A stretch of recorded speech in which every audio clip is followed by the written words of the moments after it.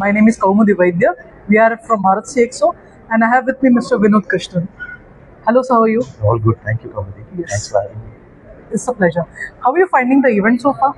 Very interesting. There are a lot of very familiar faces here. A lot of interesting concepts being spoken about. Of course, everybody's reimagining it in the new age and the new advents of life. So, quite interesting. Very well organized, and I think the organizing team, as well as the media team, has been very friendly. Thank you so much. Very, very sweet of you. So, I would like to ask you a few questions. With the rise of AI tools, how is corporate learning and evolving beyond traditional training methods? It's an interesting question. See, most of the questions are starting with this prefixes with the advent of AI. And AI is not necessarily came in today.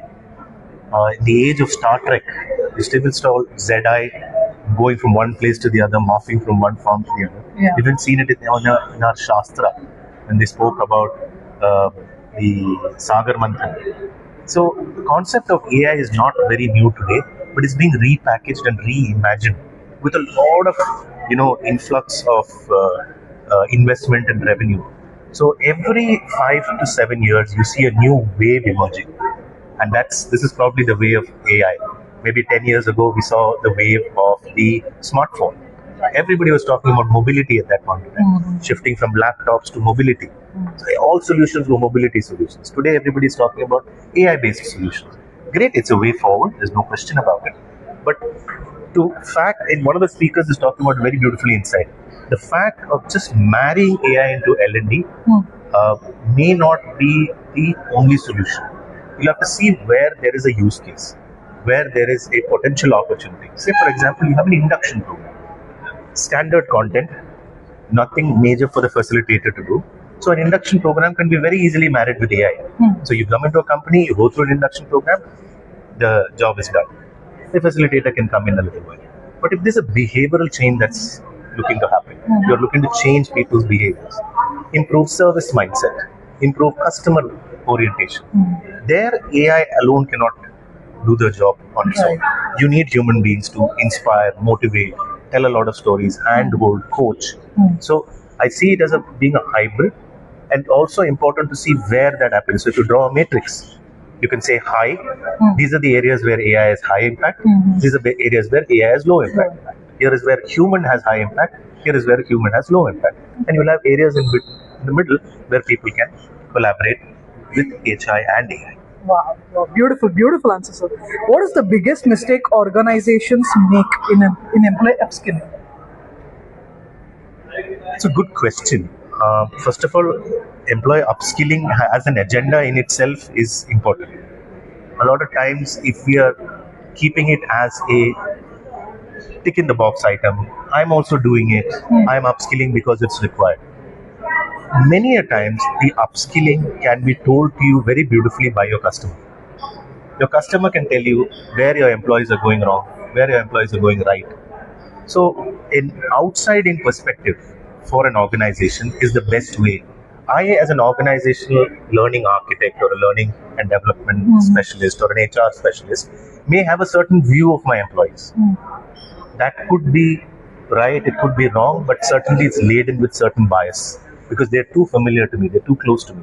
But if I go out and ask a few customers, ask a few investors, ask a few vendors that my employees are always talking to, they will give you a much better picture. So I do that as HR. I go and meet customers. And while meeting customers, I understand exactly what are the upskilling needs for my employees. Okay. Do you also find, customers also give solutions to the gaps which are there in the organization? Do you feel? Yeah, absolutely. In fact, one of the customers I was talking to yesterday told me that I did not even know this product segment existed in your company. Oh, okay. So, which meant that whoever is the sales lead who's going to the customer has probably only spoken about a small spectrum which they probably handling or they're comfortable with, or they think that that's the only need.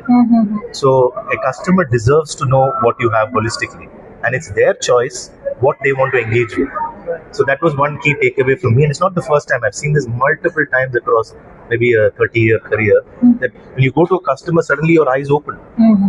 You're thinking that this is what the customer needs, and over a period of time becomes Chinese whisper. because one leader thinks that's what the customer needs and everybody else follows it. But when each section of the company goes and meets it, and your customer can be in different forms and shapes, Right. that gives you tremendous insight into what an organization needs to upskill its employees. Do you think that customers which are not your target customers but beyond something which you're targeting, do you feel you get insights from them also? Certainly. In Are they fact, valuable? very valuable. In fact, when I was working in the healthcare industry, the regulators give you great insight. Okay. The regulators tell you, work on this aspect of the organization. I'm not privy to talk about it, but they say work on this aspect of the organization. Maybe it's organization culture or certain behaviors that they'd like to see at the manufacturing shop floor.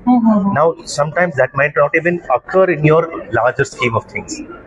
So they can give you insights which are beyond. So in organization theory, we call this as outside-in perspective. Okay. It's like your aunt or uncle coming and meeting you after 3 years at home. Yeah. Sometimes the insight they'll give you, your parents will be shocked by that insight. Because you're too familiar to your parents, you're too close. That gives you a certain kind of cognitive bias. Right. So, are there any positive changes after you implement the suggested things? Are there any positive impact? Absolutely. See, what is positivity is also important to define. True. If positivity means enhanced revenue, lesser losses, better compliance, and if your initiative is heading in that direction, that means it's positive. True. But if you defined 4 things where you want your initiative to go, and your initiative is going in a 5th place, then you'd like to course correct and take it back. It's like steering a vehicle or steering a ship or an airplane right to the landing strip. So the word positivity, I'd like to probably refine that with saying make it result oriented. Let it achieve the target that it's meant to achieve. True. If it achieves 2 more things, great. But if it's not even coming close to that, then it's time to stop, assess, rewire, and then restart again. Beautiful. Lastly, I would like to ask you any one-liner suggestion for the upcoming generations? Yeah, I was sharing this with you offline. Very recently at one of the conferences, a lot of conversation was happening on uncertainty. So there are many theories of uncertainty. VUCA, Bani, Raft, Tuna, and the uncertainty principle itself was coined by Heisenberg in 1927, about 100 years ago. So I was asking the audience, so was there no uncertainty 110 years before? People started, laughing and murmuring. Said, no, uncertainty has been there all along. So I asked them, what's the date of birth of uncertainty? When did you think it was born? They said, right from the beginning of time. So uncertainty has been very beautifully defined in our Shastra, in the Bhagavad Gita by Lord Sri Krishna himself, where he coins a paragraph. It says, Karvanye vadikaraste ma phaleshu kadachana. He says, you do your karma, you leave the result of your karma to me, because I will decide which way it should come to you. So one of the messages for our youngsters is, because you get a lot of inputs from Western literature, many a times our Indian Shastra may seem like something that is for the previous generation. Which is why I'd like to offer a new word to you. It's not called mythology. Mythology was coined by foreign forces who wanted us to underscore the word myth. Did it happen? Did it not happen? Replace the word mythology with Indian Dharma Shastra. Wow. Saying that these are shastras which have been taught to us by our forefathers, by the lords themselves, to help us lead a good and righteous life. So that would probably be my message to you. Beautiful. Pick up the Bhagavad Gita and read one line, one page every day. Yeah, thank you so much. It was a lovely insight, sir. Thank you. Thank you. You're doing a great job. I really love your energy. Thank you so much, sir. Well done.